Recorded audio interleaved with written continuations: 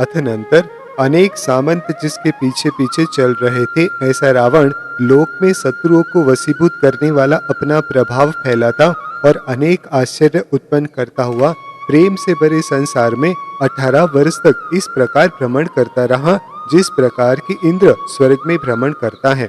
तदनंतर रावण क्रम क्रम से समुद्र की निकटवर्ती भूमि को छोड़ता हुआ चीरकाल के बाद जिन मंदिरों से युक्त कैलाश पर्वत पर पहुंचा, वहां स्वच्छ जल से भरी समुद्र की पत्नी एवं सुवर्ण कमलों की पराग से व्याप्त गंगा नदी अत्यधिक सुशोभित हो रही थी। सो उसके समीप ही अपनी विशाल सेना ठहरा कर कैलाश की कंदराओं में मनोहर क्रीड़ा करने लगा। पहले विद्याधर और फिर भूमि गोचरी मनुष्यों ने यथाक्रम से गंगा नदी के स्फटिक के समान स्वच्छ सुखकर स्पर्श वाले जल में अपना खेद दूर किया था, अर्थात स्नान कर अपनी थकावट दूर की थी। पृथ्वी पर लौटने के कारण लगी हुई जिनकी धूली नमेरु वृक्ष के नए नए पत्तों से झाड़कर दूर कर दी गई थी और पानी पिलाने के बाद जिन्हें खूब नहलाया गया था, ऐसे घोड़े विनय से खड़े थे। जल के छींटों से गीला शरीर होने के कारण जिन पर बहुत गाढ़ी धूली जमी हुई थी तथा नदी के द्वारा जिनका बड़ा भारी खेद दूर कर दिया गया था, ऐसे हाथियों को महावतों ने चीरकाल तक नहलाया था। कैलाश पर्वत आते ही रावण को बाली का वृत्तांत स्मृत हो उठा, इसलिए उसने समस्त चैत्यालयों को बड़ी सावधानी से नमस्कार किया और धर्मानुकूल क्रियाओं का आचरण किया। अथनंतर इंद्र ने दुर्लभपुर नामा नगर में नल कुंवर को लोकपाल बनाकर स्थापित किया था। सो गुप्तचरों से जब उसे यह मालूम हुआ कि सेना रूपी सागर के मध्य वर्तमान रहने वाला रावण जीतने की इच्छा से निकट ही आ पहुंचा है, तब उसने भयभीत चित्त होकर पत्र में सब समाचार लिख एक शीघ्रगामी विद्याधर इंद्र के पास पहुंचाया। सो इंद्र जिस समय जिन प्रतिमाओं की वंदना करने के लिए सुमेरु पर्वत पर जा रहा था, उसी समय पत्र वाहक विद्याधर ने प्रणाम कर नल कुमार का पत्र उसके सामने रख दिया। इंद्र ने पत्र बांचकर तथा समस्त अर्थ हृदय में धारण कर प्रतिलेख द्वारा आज्ञा दी कि मैं जब तक पांडुक वन में स्थित जिन प्रतिमाओं की वंदना कर वापस आता हूँ, तब तक तुम बड़े यत्न से रहना। तुम अमोघ अस्त्र के धारक हो। एक संदेश देकर जिनका मन वंदना में आसक्त था, ऐसा इंद्र गर्ववश शत्रु की सेना को कुछ नहीं गिनता हुआ पांडुक वन चला गया। इधर समय अनुसार कार्य करने में तत्पर रहने वाले नल कुमार ने समस्त आप्तजनों के साथ मिलकर बड़े प्रयत्न से नगर की रक्षा का उपाय सोचा। उसने 100 योजन ऊंचा और तिगुनी परिधि से युक्त वज्रसाल नामा कोट विद्या के प्रभाव से नगर के चारों ओर खड़ा कर दिया। यह नगर शत्रु के अधीन है, ऐसा जानकर रावण ने दंड वसूल करने के लिए प्रहस्त नामा सेनापति को भेजा। सो उसने लौटकर रावण से कहा कि हे देव, शत्रु का नगर बहुत ऊंचे प्रकार से घिरा हुआ है, इसलिए वह नहीं लिया जा सकता है। देखो, वह भयंकर प्राकार यहाँ से ही समस्त दिशाओं में दिखाई दे रहा है। वह बड़ी ऊंची शिखरों और गंभीर विलों से युक्त है तथा जिसका मुख दाढ़ों से भयंकर है, ऐसे अजगर के समान जान पड़ता है। उड़ते हुए तिलंगों से जिनकी ओर देखना भी कठिन है, ऐसे ज्वालाओं के समूह से वह प्राकार भरा हुआ है तथा बांसों के जलते हुए किसी सघन बड़े वन के समान दिखाई देता है। इस प्रकार में भयंकर धाड़ों को धारण करने वाले वेतालों के समान ऐसे ऐसे विशाल यंत्र लगे हुए हैं, जो 1 योजन के भीतर रहने वाले बहुत से मनुष्य को एक साथ पकड़ लेते हैं। प्राणियों के जो समूह उन यंत्रों के मुख में पहुंच जाते हैं, फिर उसके शरीर का समागम दूसरे जन्म में ही होता है। ऐसा जानकर आप नगर लेने के लिए कोई कुशल उपाय सोचिए। यथार्थ में दीर्घदर्शी मनुष्य के द्वारा ही विजिगीषुपना किया जाता है, अर्थात जो दीर्घदर्शी होता है वही विजिगीषु हो सकता है। इस स्थान से तो शीघ्र ही निकल भागना शोभा देता है, क्योंकि यहाँ पर जिसका निरावरण नहीं किया जा सकता, ऐसा बहुत भारी संशय विद्यमान है। तदनंतर कैलाश की गुफाओं में बैठे रावण के नीति निपुण मंत्री उपाय का विचार करने लगे। अतनंतर जिसके गुण और आकार रंभा नामक अप्सरा के समान थे, ऐसे नल कुमार की उपरंभा नामक प्रसिद्ध स्त्री ने सुना कि रावण समीप ही आकर ठहरा हुआ है। वह रावण के गुणों से पहले से अनुरक्त थी, इसलिए जिस प्रकार कुमुदों की पंक्ति चंद्रमा के विषय में उत्कंठता को प्राप्त होती है, उसी प्रकार वह भी रावण के विषय में परम उत्कंठा को प्राप्त हुई। उसने एकांत में विचित्रमाला नामक सखी से कहा कि हे सुंदरी सुन, तुझे छोड़कर मेरी प्राण तुल्य दूसरी सखी कौन है? जो समान बात कहे वही सखी शब्द प्रवृत्त होता है, अर्थात समान बात कहने वाली ही सखी कहलाती है। इसलिए हे शोभने, तू मेरी मनसा का भेद करने के योग्य नहीं है। हे चतुरे, तू अवश्य ही मेरा कार्य सिद्ध करती है, इसलिए तुझसे कहती हूँ। यथार्थ में सखियां ही जीवन का बड़ा आलंबन है, सबसे बड़ा सहारा है। ऐसा कहने पर विचित्रमाला ने कहा कि हे देवी, आप ऐसा क्यों कहती हो? मैं तो आपकी दासी हूँ, मुझे आपकी इच्छित कार्य में लगाइए। मैं अपनी प्रशंसा नहीं करती क्योंकि लोक में उसे निंदनीय बताया है, पर इतना अवश्य कहती हूँ कि मैं साक्षात रूप धारिणी सिद्धि ही हूँ। जो कुछ तुम्हारे मन में हो उसे निशंक होकर कहो, मेरे रहते आप खेद व्यर्थ ही उठा रही हो। तदनंतर उपरंबा लंबी और धीमी सांस लेकर तथा कमल तुल्य हथेली पर चंद्रमा के समान सुंदर कपोल रख कर कहने लगी। जो अक्सर उपरंबा के मुख से निकलते थे वे लज्जा के कारण बीच बीच में रुक जाते थे, अतः वह उन्हें बार बार प्रेरित कर रही थी तथा उसका मन दृष्टता के ऊपर बार बार चढ़ता और बार बार गिरता था, सो उसे वह बड़े कष्ट से दृष्टता के ऊपर स्थिर कर रही थी। उसने कहा कि हे सखी, बाल्य अवस्था से ही मेरा मन रावण में लगा हुआ है। यद्यपि मैंने उसके समस्त लोक में फैलने वाले मनोहर गुण सुने हैं, तो भी मैं उसका समागम प्राप्त नहीं कर सकी, किंतु उसके विपरीत भाग्य की मंदता से मैं नल कुंवर के साथ अप्रिय संगम को प्राप्त हुई हूँ। सो अप्रीति के कारण निरंतर भारी पश्चाताप को धारण करती रहती हूँ। हे रूपिणी, यद्यपि मैं जानती हूँ कि यह कार्य प्रशंसनीय नहीं है, तथापि हे सुभाषिते, मैं मरण सहन करने के लिए भी समर्थ नहीं हूँ। मेरे मन को हरण करने वाला वह रावण इस समय निकट ही स्थित है, इसलिए हे सखी, मुझ पर प्रसन्न हो और इसके साथ किसी तरह मेरा समागम करा। यह मैं तेरे चरणों में नमस्कार करती हूँ। इतना कहकर जो ही वह सिर झुकाने के लिए उद्यत हुई, त्यों ही सखी ने बड़ी शीघ्रता से उसका सर बीच में पकड़ लिया। हे स्वामिनी, मैं आपका मनोरथ शीघ्र ही सिद्ध करती हूँ। यह कहकर सब स्थिति को जानने वाली दूती घर से बाहर निकली। सजल मेघ के समान सूक्ष्म वस्त्र का घूंघट धारण करने वाली दूती आकाश में उड़कर क्षण भर में रावण के डेरे में जा पहुंची। द्वारपालिनी के द्वारा सूचना देकर वह अंतःपुर में प्रविष्ट हुई। वहां प्रणाम कर रावण के द्वारा दिए आसन पर विनय से बैठी। तदनंतर कहने लगी कि हे देव, आपके निर्दोष गुणों से जो समस्त संसार व्याप्त हो रहा है, वह आपके समान प्रभावक पुरुष के अनुरूप ही है। चूंकि आपका उदार वैभव पृथ्वी पर याचकों को संतुष्ट कर रहा है, इस कारण मैं जानती हूँ कि आप सबका हित करने में तत्पर हैं। मैं खूब समझती हूँ कि इस आकार को धारण करने वाले आप मेरी प्रार्थना को भंग नहीं करेंगे। यथार्थ में आप जैसे लोगों की संपदा परोपकार का ही कारण है। हे विभो, आप क्षण भर के लिए समस्त परिजनों को दूर कर दीजिए और ध्यान देकर मुझ पर प्रसन्नता कीजिए। तदनंतर जब सर्व परिजन दूर कर दिए गए और बिल्कुल एकांत हो गया, तब सब वृतांत जानने वाली दूती ने रावण के कान में पहले का सब समाचार कहा। तदनंतर दूती की बात सुन रावण ने दोनों हाथों से दोनों कान ढक लिए। वह चीर काल तक सिर हिलाता रहा और नेत्र सिकोड़ता रहा। सदाचार में तत्पर रहने वाला रावण पर स्त्री की वांछा सुन चिंता से क्षण भर में खिन्न चित्त हो गया। उसने हंसते हुए कहा कि हे भद्रे, पाप का संगम कराने वाली यह ऐसी बात तुम्हारे मन आई ही कैसे? तूने यह बात अभिमान छोड़कर कही है। ऐसी याचना के पूर्ण करने में मैं अत्यंत दरिद्र हूँ। क्या करूँ? चाहे विधवा हो, चाहे पति से सहित हो, चाहे कुलवती हो और चाहे रूप में युक्त वेश्या हो, पर स्त्री मात्र का प्रयत्न पूर्वक त्याग करना चाहिए। यह कार्य इस लोक तथा परलोक दोनों ही जगह विरुद्ध है, तथा जो मनुष्य दोनों लोकों से भ्रष्ट हो गया वह मनुष्य ही क्या, सो तू ही कह। हे भद्रे, दूसरे मनुष्य के मुख की लार से पूर्ण तथा अन्य मनुष्य के अंग से मर्दित झूठा भोजन खाने की कौन मनुष्य इच्छा करता है? तदनंतर रावण ने यह बात प्रीति पूर्वक विभीषण से भी एकांत में कही। सो नीति को जानने वाले एवं निरंतर मंत्री गणों में प्रभुता धारण करने वाले विभीषण ने इस प्रकार उत्तर दिया कि हे देव, चूंकि यह कार्य ही ऐसा है, अतः सदा नीति के जानने वाले राजा को कभी झूठ भी बोलना पड़ता है।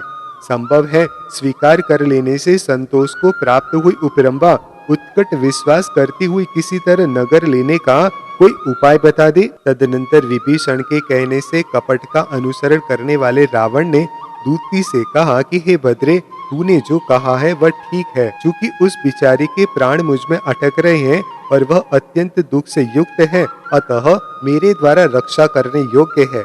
यथार्थ में उदार मनुष्य दयालु होते हैं, इसलिए जब तक प्राण उसे नहीं छोड़ देते हैं तब तक जाकर उसे ले आ। प्राणियों की रक्षा करने में धर्म है, यह बात पृथ्वी पर खूब सुनी जाती है। इतना कहकर रावण के द्वारा विदा की हुई दूती क्षण भर में जाकर उपरंबा को ले आई। आने पर रावण ने उसका बहुत आदर किया। तदनंतर काम के वशीभूत हो जब उपरंबा रावण के समीप पहुंची, तब रावण ने कहा कि हे देवी, मेरी उत्कट इच्छा दुर्लभ्य नगर में ही रमण करने की है। तुम ही कहो, इस जंगल में क्या सुख है और क्या कामवर्धक कारण है।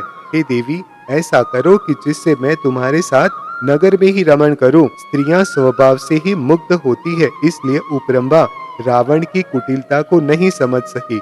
निदान उसने काम से पीड़ित हो उसे नगर में आने के लिए आसालिका नाम की वह विद्या, जो कि प्राकार बनकर खड़ी हुई थी तथा व्यंतर देव जिनकी रक्षा किए करते थे, ऐसे नाना शस्त्र बड़े आदर के साथ दे दिए। विद्या मिलते ही वह मायामय प्राकार दूर हो गया और उसके अभाव में वह नगर केवल स्वाभाविक प्रकार से ही आवृत रह गया। रावण बड़ी भारी सेना लेकर नगर के निकट पहुंचा, सो उसका कलकल सुनकर नलकुबर शोभ को प्राप्त हुआ।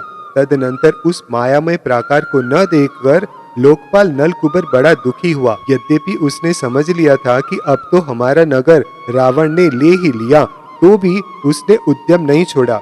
वह पुरुषार्थ को धारण करता हुआ बड़े श्रम से युद्ध करने के लिए बाहर निकला। अत्यंत पराक्रमी सब सामंत उसके साथ थे। तदनंतर जो शस्त्रों से व्याप्त था, जिसमें सूर्य की किरणें नहीं दिख रही थी और भयंकर कठोर शब्द हो रहा था, ऐसे महायुद्ध के होने पर विभीषण ने वेग से उछलकर पैर के आघात से रथ का धुरा तोड़ दिया और नलकुबर को जीवित पकड़ लिया।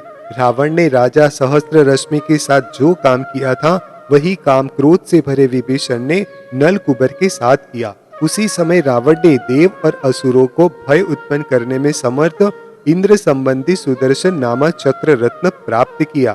तदनंतर रावण ने एकांत में उपरंबा से कहा कि हे प्रवरांगने, विद्या देने से तुम मेरी गुरु हो। पति के जीवित रहते तुम्हें ऐसा करना योग्य नहीं है और नीति मार्ग का उपदेश देने वाले मुझे तो बिल्कुल ही योग्य नहीं है। तत्पश्चात शस्त्रों से विदारित कवच के भीतर जिसका अक्षत शरीर दिख रहा था, ऐसे नलकुमार को वह समझाकर स्त्री के पास ले गया और कहा कि इस भर्ता के साथ मनचाहे भोग भोगो। काम सेवन के विषय में मेरे और इसके साथ उपभोग में विशेषता ही क्या है। इस कार्य के करने से मेरी कीर्ति मलिन हो जाएगी और मैंने यह कार्य किया है, इसलिए दूसरे लोग भी यह कार्य करने लग जाएंगे। तुम राजा आकाशध्वज और मधुकांता की पुत्री हो, निर्मल कुल में तुम्हारा जन्म हुआ है, अतः सील की रक्षा करना ही योग्य है। रावण के ऐसा कहने पर वह अत्यधिक लज्जित हुई और प्रतिबोध को प्राप्त हो अपने पति में ही संतुष्ट हो गई। इधर नलकुमार को अपनी स्त्री के व्याभिचार का पता नहीं चला, इसलिए रावण से सम्मान प्राप्त कर वह पूर्ववत उसके साथ रमण करने लगा।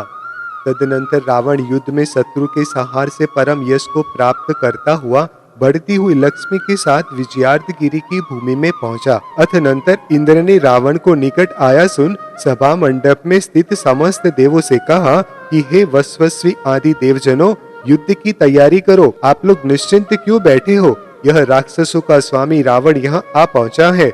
इतना कहकर इंद्र पिता से सलाह करने के लिए उसके स्थान पर गया और नमस्कार कर विनय पूर्वक पृथ्वी पर बैठ गया।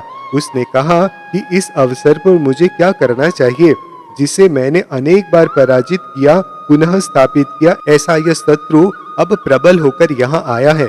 हे तात, मैंने आत्म कार्य के विरुद्ध यह बड़ी अनीति की है कि जब यह शत्रु छोटा था तभी इसे नष्ट नहीं कर दिया। उठते हुए कंटक का मुख एक साधारण व्यक्ति भी तोड़ सकता है, पर जब वही कंटक परिपक्व हो जाता है तब बड़ा प्रयत्न करना पड़ता है। जब रोग उत्पन्न होता है तब उसका सुख से विनाश किया जाता है, पर जब वह रोग जड़ बांधकर व्याप्त हो जाता है तब मरने के बाद ही उसका प्रतिकार हो सकता है। मैंने अनेक बार उसके नष्ट करने का उद्योग किया, पर आपके द्वारा रोक दिया गया।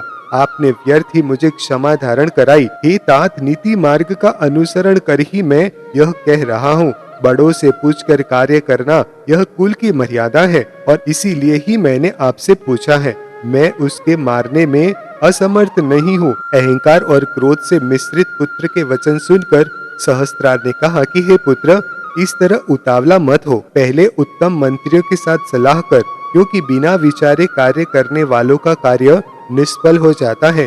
केवल पुरुषार्थी कार्य सिद्धि का कारण नहीं है, क्योंकि निरंतर कार्य करने वाले पुरुषार्थी किसान के वर्षा के बिना क्या सिद्ध हो सकता है? अर्थात कुछ नहीं। एक ही समान पुरुषार्थ करने वाले और एक ही समान आदर से पढ़ने वाले छात्रों में से कुछ तो सफल हो जाते हैं और कुछ कर्मों की व्यवस्था से सफल नहीं हो पाते। ऐसी स्थिति आने पर भी तुम रावण के साथ संधि कर लो, क्योंकि संधि के होने पर तुम समस्त संसार को निष्कंटक बना सकते हो। साथ ही तू रूपवती नाम की अपनी सुंदरी पुत्री रावण के लिए दे दे। ऐसा करने में कुछ भी दोष नहीं है, बल्कि ऐसा करने से तेरी यही दशा बनी रहेगी। पवित्र बुद्धि के धारक पिता ने इस प्रकार इंद्र को समझाया अवश्य, परंतु क्रोध के समूह के कारण उसके नेत्र क्षण भर में लाल लाल हो गए। क्रोधाग्नि के संताप से जिसके शरीर में पसीने की परंपरा उत्पन्न हो गई थी, ऐसा दैदीप्यमान इंद्र अपनी वाणी से मानो आकाश को फोड़ता हुआ बोला कि हे तात, जो वध करने योग्य है उसी के लिए कन्या दी जावे, यह कहाँ तक उचित है? अथवा वृद्ध पुरुषों की बुद्धि क्षीण हो ही जाती है। हे तात, कहो तो सही, मैं किस वस्तु में उससे हीन हूँ जिससे आपने यह अत्यंत दीन वचन कहे हैं? जो मस्तक पर सूर्य की किरणों का स्पर्श होने पर भी अत्यंत खेद खिन्न हो जाता है, वह उदार मानव मिलने पर अन्य पुरुष के लिए प्रणाम किस प्रकार करेगा? मैं पुरुषार्थ की अपेक्षा रावण से हर एक बात में अधिक हूँ। फिर आपकी बुद्धि में यह बात कैसे बैठ गई कि भाग्य उसके अनुकूल है? यदि आपका यह ख्याल है कि इसने अनेक शत्रुओं को जीता है, तो अनेक हरिणों को मारने वाले सिंह को क्या एक भील नहीं मार देता? शस्त्रों के प्रहार से जहाँ ज्वालाओं के समूह उत्पन्न हो रहे हैं, ऐसे युद्ध में प्राण त्याग करना भी अच्छा है, पर शत्रु के लिए नमस्कार करना अच्छा नहीं है। वह इंद्र रावण राक्षस के सामने नम्र हो गया। इस तरह लोक में जो मेरी हंसी होगी, उस और भी आपने दृष्टि क्यों नहीं दी? वह विद्याधर है और मैं भी विद्याधर हूँ। इस प्रकार विद्याधर पना की समानता संधि का कारण नहीं हो सकती। जिस प्रकार सिंह और श्रृंगाल में वनचारित्व की समानता होने पर भी एकता नहीं होती है, उसी प्रकार विद्याधर पना की समानता होने पर भी हम दोनों में एकता नहीं हो सकती। इस प्रकार प्रातः काल के समय इंद्र पिता के समक्ष कह रहा था कि उसी समय समस्त संसार को व्याप्त करने वाला शत्रु सेना का जोरदार शब्द उसके कानों में प्रविष्ट हुआ। तदनंतर पिता की बात अनसुनी कर वह आयुधशाला में गया और वहां युद्ध की तैयारी का संकेत करने के लिए उसने जोर से तुरही बजवाई। हाथी शीघ्र लाओ, घोड़ा पर शीघ्र ही पलान बांधो, तलवार यहाँ देवो, अच्छा सा कवच लाओ, दौड़कर धनुष लाओ, सिर की रक्षा करने वाला टोप इधर बढ़ाओ, हाथ पर बांधने की पट्टी शीघ्र देओ, छुरी भी जल्दी देओ, अरे चेट, घोड़े को जोत और रथ को तैयार करो, इत्यादि शब्द करते हुए देव नामधारी विद्याधर इधर उधर चलने लगे। अथनंतर जब वीर सैनिक शुभित हो रहे थे, बाजे बज रहे थे, शंख जोरदार शब्द कर रहे थे, हाथी बार बार चिंगाड़ रहे थे, बैंत के छूते ही घोड़े दीर्घ हुंकार छोड़ रहे थे, रथों के समूह चल रहे थे और प्रत्यंचाओं के समूह जोरदार गुंजन कर रहे थे, तब योद्धाओं के अट्टहास्य और चरणों के जय जयकार से समस्त संसार ऐसा हो गया था मानो शब्द से निर्मित हो। तलवारों, तोमरों, पासों, ध्वजाओं, छत्रों और धनुषों से समस्त दिशाएं आच्छादित हो गई और सूर्य का प्रभाव जाता रहा। शीघ्रता के प्रेमी देव तैयार हो होकर बाहर निकल पड़े और हाथियों के घंटाओं के शब्द सुन सुनकर गोपुरों के समीप धक्कम धक्का करने लगे। रथ को उधर खड़ा करो, इधर यह मदोन्मत्त हाथी आ रहा है, अरे महावत, हाथी को यहाँ से शीघ्र ही हटा, अरे सवार, यही क्यों रुक गया, शीघ्र ही घोड़ा आगे ले जा, अरे मुग्धे, मुझे छोड़, तू लौट जा, व्यर्थ ही मुझे व्याकुल मत कर, इत्यादि वार्तालाप करते हुए शीघ्रता से भरे देव अपने अपने मकानों से बाहर निकल पड़े। उस समय वे अहंकार के कारण शुभ गर्जना कर रहे थे, कभी धीमी और कभी जोर से बजाई हुई तुरही से जिसका उत्साह बढ़ रहा था। ऐसी सेना जब शत्रु के सम्मुख जाकर यथास्थान खड़ी हो गई, तब आकाश को आच्छादित करने वाले शस्त्र समूह को छोड़ते हुए देवों ने राक्षसों की सेना का मुख भंग कर दिया, अर्थात उसने अग्रभाग पर जोरदार प्रहार किया। सेना के अग्रभाग का विनाश देख प्रबल पराक्रम के धारक राक्षस कुपित हो अपनी सेना के आगे आ डटे।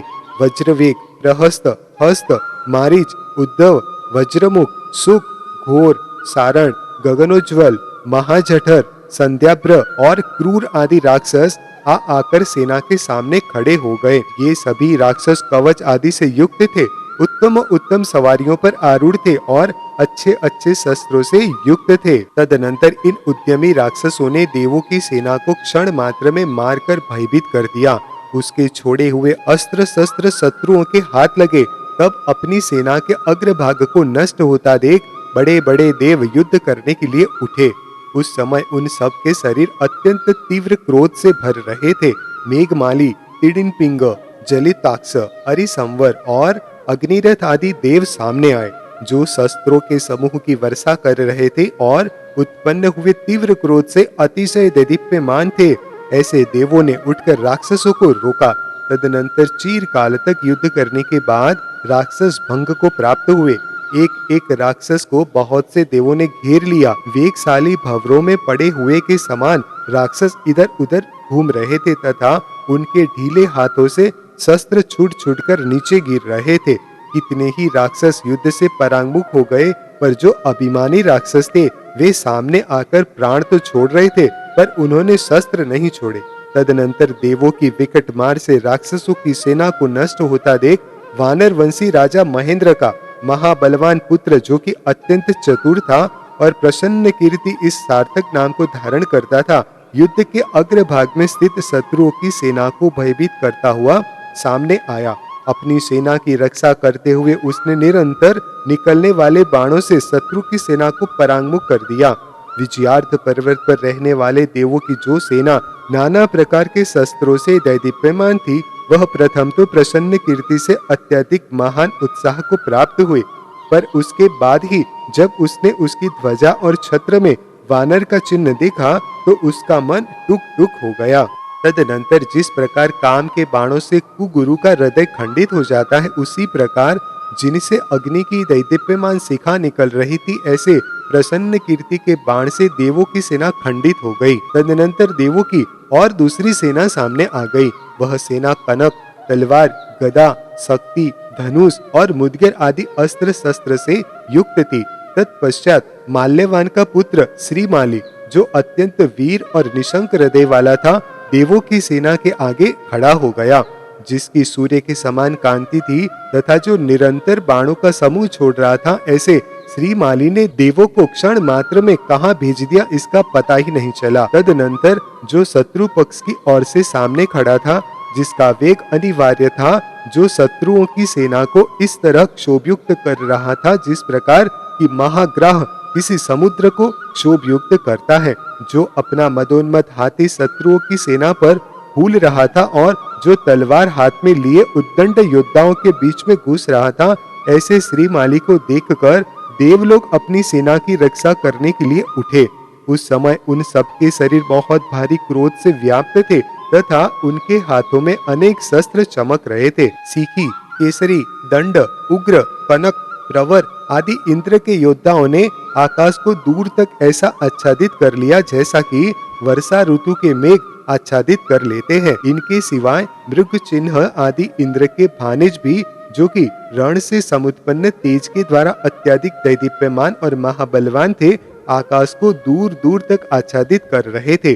तदनंतर श्रीमाली ने अपने अर्धचंद्राकार बाण से काटे हुए उनके सिरों से पृथ्वी को इस प्रकार ढक दिया मानो शैवाल सहित कमलों से ही ढक दिया हो। अतःनंतर इंद्र ने विचार किया कि जिसने इन श्रेष्ठ देवों के साथ साथ इन नरश्रेष्ठ राजकुमारों का क्षय कर दिया है तथा अपने विशाल तेज से जिसकी और आंख उठाना भी कठिन है, ऐसे इस राक्षस के आगे युद्ध में देवों के बीच ऐसा कौन है जो सामने खड़ा होने की भी इच्छा कर सके। इसलिए जब तक यह दूसरे देवों को नहीं मारता है, उसके पहले ही मैं स्वयं इसके युद्ध की श्रद्धा का नाश करता हूँ। ऐसा विचार कर देवों का स्वामी इंद्र भय से कांपती हुई सेना को सांत्वना देकर ज्यों ही युद्ध के लिए उठा, त्यों ही उसका महाबलवान जयंत नाम का पुत्र चरणों में गिरकर तथा पृथ्वी पर घुटने टेक कर कहने लगा कि हे देवेंद्र, यदि मेरे रहते हुए आप युद्ध करते हैं तो आपसे जो मेरा जन्म हुआ है वह निरर्थक है। जब मैं बाल्य अवस्था में आपकी गोद में क्रीड़ा करता था और आप पुत्र के स्नेह से बार बार मेरी ओर देखते थे, आज मैं उस स्नेह का बदला चुकाना चाहता हूँ, उस ऋण से मुक्त होना चाहता हूँ। इसलिए हे तात, आप निराकुल होकर घर पर रहिए, मैं क्षण भर में समस्त शत्रुओं का नाश कर डालता हूँ। हे तात, जो वस्तु थोड़े ही प्रयत्न से नख के द्वारा छेदी जा सकती है, वहाँ परशु का चलाना व्यर्थ ही है। इस प्रकार पिता को मनाकर जयंत युद्ध के लिए उद्यत हुआ। उस समय वह क्रोधावेश से ऐसा जान पड़ता था मानो शरीर के द्वारा आकाश को ही ग्रस रहा हो। पवन के समान वेगशाली एवं दैदीप्यमान शस्त्रों को धारण करने वाली सेना जिसकी रक्षा कर रही थी, ऐसा जयंत बिना किसी खेद के सहज ही श्री माली के सम्मुख आया। श्री माली चीर काल के बाद रण के योग्य शत्रु को आया देख बहुत संतुष्ट हुआ और सेना के बीच गमन करता हुआ उसकी ओर दौड़ा। तदनंतर जिनके धनुर्मंडल निरंतर खींचते हुए दिखाई देते थे, ऐसे क्रोध से भरे दोनों कुमारों ने एक दूसरे पर बाणों की वर्षा छोड़ी, जिनका चित्त आश्चर्य से भर रहा था और जो अपनी अपनी रेखाओं पर खड़ी थी। ऐसी दोनों ओर की सेनाएं निश्चल होकर उन दोनों कुमारों का युद्ध देख रही थी। तदनंतर अपनी सेना को हर्षित करते हुए श्री माली ने कनक नामक हथियार से जयंत का रथ तोड़कर रथ रहित कर दिया। जयंत मूर्छा से नीचे गिर पड़ा, सो उसे गिरा देख उसकी सेना का मन भी गिर गया और मूर्छा दूर होने पर जब वह उठा तो सेना का मन भी उठ गया। तदनंतर जयंत ने भिंडीबाल नामक शस्त्र चलाकर श्री माली को रथ रहित कर दिया और अत्यंत बड़े हुए क्रोध से ऐसा प्रहार किया कि वह मूर्छित होकर गिर पड़ा। तब शत्रुओं में बड़ा भारी हर्षनाद हुआ और इधर राक्षसों की सेना में रुदन शब्द सुनाई पड़ने लगा। जब मूर्छा दूर हुई तब श्रीमाली अत्यंत कुपित हो शस्त्र समूह की वर्षा करता हुआ जयंत के सन्मुख गया। उस समय वह अत्यंत भयंकर दिखाई देता था। शस्त्र समूह को छोड़ते हुए दोनों कुमार ऐसे सुशोभित हो रहे थे मानो जिनकी चमकीली सटाओं का समूह उड़ रहा था, ऐसे सिंह के दो बालक ही हो। तदनंतर इंद्र के पुत्र जयंत ने माल्यवान के पुत्र श्रीमाली के वक्ष स्थल पर गदा का ऐसा प्रहार किया कि वह पृथ्वी पर गिर पड़ा। मुख से खून को छोड़ता हुआ पृथ्वी पर पड़ा श्रीमाली ऐसा जान पड़ता था मानो अस्त होता हुआ सूर्य ही हो।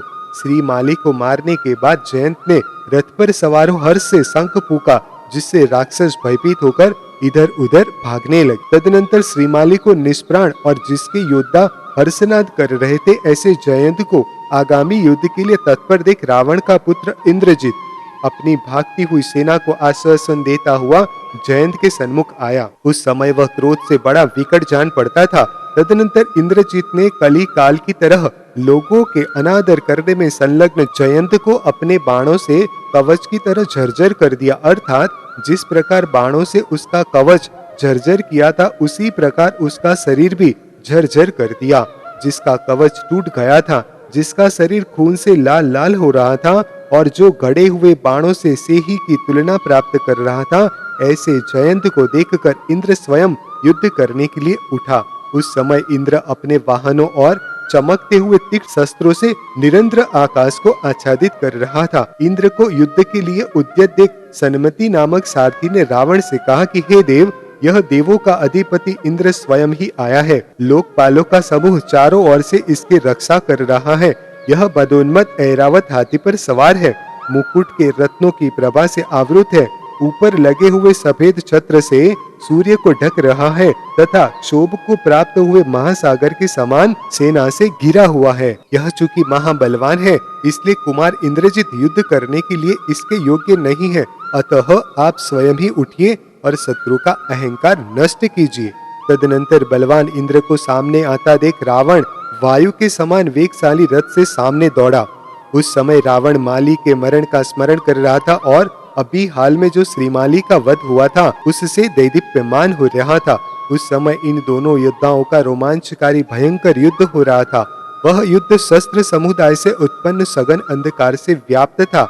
रावण ने देखा कि उसका पुत्र इंद्रजीत सब ओर से शत्रुओं द्वारा घेर लिया गया है, अतः वह कुपित हो आगे दौड़ा। तदनंतर जहां शस्त्रों के द्वारा अंधकार फैल रहा था और रुधिर का कुहरा छाया हुआ था, ऐसे युद्ध में यदि सूरवीर योद्धा पहचाने जाते थे तो केवल अपनी जोरदार आवाज से ही पहचाने जाते थे। जिन योद्धाओं ने पहले अपेक्षा भाव से युद्ध करना बंद कर दिया था, उन पर भी जब चोटें पड़ने लगी तब वे स्वामी की भक्ति से प्रेरित हो प्रहार जन्य क्रोध से अत्याधिक युद्ध करने लगे। गदा, शक्ति, कुंत, मूसल, कृपाण, बाण, परिघ, कनक, चक्र, छुरी, अलहिप, सूल, पास, भुसुंडी, कुठार, मुदगर, घन, पत्थर, लांगल, दंड, कौण, बांस के बाण तथा एक दूसरे को काटने वाले अन्य अनेक शस्त्रों से उस समय आकाश भयंकर हो गया था और शस्त्रों के पारस्परिक आघात से उसमें अग्नि उत्पन्न हो रही थी। उस समय कहीं तो ग्रसत ग्रसत, कहीं सुध सुध, कहीं रण रण, कहीं कीण कीण, कहीं त्रप त्रप, कहीं दम दम, कहीं छम छम, कहीं पट पट, कहीं छल छल, कहीं टद टद, कहीं तड़तड़, कहीं चट चट और कहीं दग्ध दग्ध की आवाज आ रही थी। यथार्थ बात यह थी कि शस्त्रों के उत्पन्न स्वरों से उस समय रणांगण शब्दमय हो रहा था। घोड़ा घोड़ा को मार रहा था, हाथी हाथी को मार रहा था, घुड़सवार को, हाथी का सवार हाथी के सवार को और रथ रथ को नष्ट कर रहा था। जो जिसके सामने आया उसी को चीरने में तत्पर रहने वाला पैदल सिपाहियों का झुंड पैदल सिपाहियों के साथ युद्ध करने के लिए उद्यत था। हाथियों की सुतकार के साथ जो जल के छींटों का समूह निकल रहा था, वह शस्त्रपात से उत्पन्न अग्नि को शांत कर रहा था। प्रतिमा के समान भारी भारी जो दांत हाथियों के मुख से नीचे गिर रहे थे, वे गिरते गिरते ही अनेक योद्धाओं की पंक्तियों का कचूमर निकाल रहे थे। अरे सूर पुरुष, प्रहार छोड़, कायर क्यों हो रहा है? हे सैनिक शिरोमणि, इस समय जरा मेरी तलवार का भी तो वार सहन कर ले। अब तू मरता ही है, मेरे पास आकर अब तो जा ही कहाँ सकता है? अरे दुख शिक्षित, तलवार पकड़ना भी तो तुझे आता नहीं है, युद्ध करने के लिए चला है। जा यहाँ से भाग जा और अपने आप की रक्षा कर। तेरी रण की खाज व्यर्थ है। तूने इतना थोड़ा घाव किया कि उससे मेरी खाज ही नहीं गई। तुझ नपुंसक ने स्वामी का वेतन व्यर्थ ही खाया है। चुप रहे, क्यों गरज रहा है? अवसर आने पर सूरवीरता अपने आप प्रकट हो जाएगी। कांप क्यों रहा है? जरा स्थिरता को प्राप्त हो। शीघ्र ही बाण हाथ में ले, मुट्ठी को मजबूत रख। देख, यह तलवार खिसक कर नीचे चली जाएगी। उस समय युद्ध में अपने अपने स्वामियों के आगे परम उत्साह से युक्त योद्धाओं के बार बार उल्लेखित वार्तालाप हो रहे थे। किसी की भुजा आलस्य से भरी थी, उठती ही नहीं थी, पर जब शत्रु ने उसमें गदा की चोट जमाई तब वह क्षण भर में नाच उठा और उसकी भुजा ठीक हो गई। जिससे बड़े वेग से अत्यधिक खून निकल रहा था, ऐसा किसी का सिर शत्रु के लिए बार बार धन्यवाद देता हुआ नीचे गिर पड़ा। बाणों से योद्धाओं का वक्षस्थल तो खंडित हो गया, पर मन खंडित नहीं हुआ। इसी प्रकार योद्धाओं का सिर तो गिर गया, पर मान नहीं गिरा। उन्हें मृत्यु प्रिय थी, पर जीवन प्रिय नहीं था। जो महातेजस्वी कुशल वीर थे, उन्होंने संकट आने पर शस्त्र लिए यश की रक्षा करते करते अपने प्राण छोड़ दिए थे। कोई एक योद्धा मर तो रहा था, पर शत्रु को मारने की इच्छा से क्रोध युक्त हो जब गिरने लगा तो शत्रु के शरीर पर आक्रमण कर गिरा। शत्रु के शस्त्र की चोट से जब किसी योद्धा का शस्त्र छूटकर नीचे गिर गया, तब उसने मुट्ठी रूपी मुदगर की मार से ही शत्रु को प्राण रहित कर दिया। किसी महायोद्धा ने मित्र की तरह भुजाओं से शत्रु का गाढ़ आलिंगन कर उसे निर्जीव कर दिया। आलिंगन करते समय शत्रु के शरीर से खून की धारा बह निकली थी। किसी योद्धा ने योद्धाओं के समूह को मारकर युद्ध में अपना सीधा मार्ग बना लिया था। भय के कारण अन्य पुरुष उसके उस मार्ग में आड़े नहीं आए थे। गर्व से जिनका वक्षस्थल तना हुआ था, ऐसे उत्तम योद्धाओं ने गिरते गिरते भी शत्रु के लिए अपनी पीठ नहीं दिखलाई थी। बड़े वेग से नीचे गिरने वाले घोड़ों, रथों, योद्धाओं और हाथियों ने हजारों घोड़ों, रथों, योद्धाओं और हाथियों को नीचे गिरा दिया था। शस्त्रों के निक्षेप से उठी हुई रुधिराक्त धूलि और हाथियों के मदजल से आकाश ऐसा व्याप्त हो गया था मानो इंद्रधनुषों से ही आच्छादित हो रहा हो।